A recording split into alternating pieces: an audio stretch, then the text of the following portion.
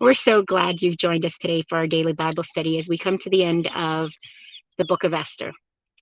So, I'd like to read a verse that I'm going to focus on to answer our question today.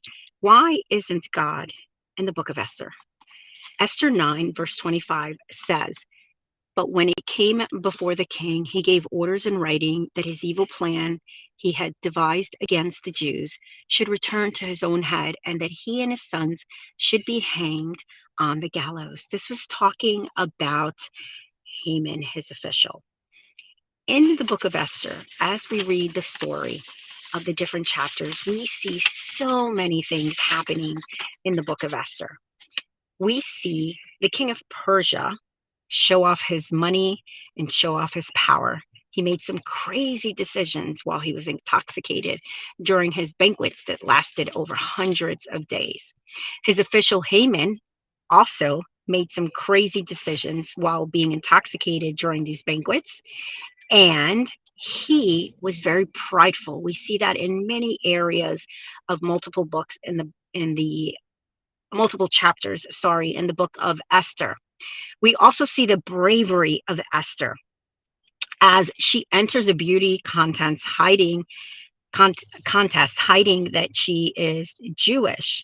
Then we see her bravery again when Malachi, her uncle, says faithfully, "You may have been placed in this position to help the Jewish people live, or you may have not." But that increased her bravery.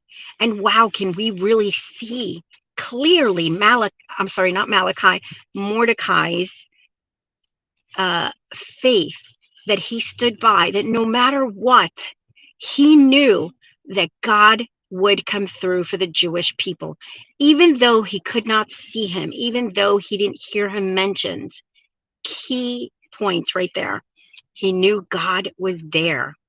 Ironically, we also see the reversal of many, many roles. At one point, Haman is very much on the rise, while Mordecai is on the fall and about to be killed. Then we see Haman on the fall, and we see Mordecai begin to rise as he becomes second in command. Okay? We also see where Esther and Malachi save the king, and then they save the Jewish people.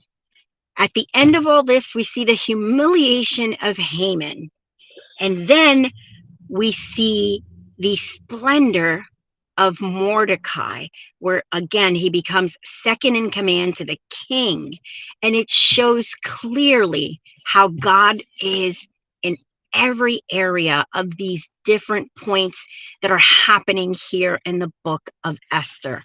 Amen? Right? Amen. So, to answer our question today, God is not mentioned, but why? We can clearly see that even though God is not mentioned, he is behind the scenes. He is in the back working and making sure that his purpose is meant, that his people were saved. And at the end, we see that as Mordecai and Esther are able to talk to the king, and they are then saved. Amen?